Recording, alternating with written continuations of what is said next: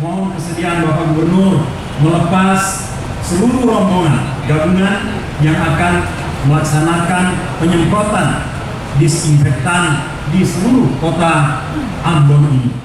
Pelepasan kendaraan sinergitas pemerintah Provinsi Maluku dengan TNI dan Polri dalam upaya penyemprotan terhadap COVID-19 di Provinsi Maluku, khususnya di Kota Ambon, secara resmi saya lepas.